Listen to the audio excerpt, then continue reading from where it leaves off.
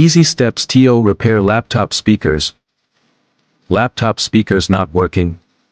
Maybe the sound is low, crackling, or completely silent. Don't worry, in this step-by-step guide, I'll show you the easiest and safest ways to repair laptop speaker issues at home. Follow each step carefully, and by the end of this video, your audio should be back to normal. Step 1. Check the basics. Start with the basics.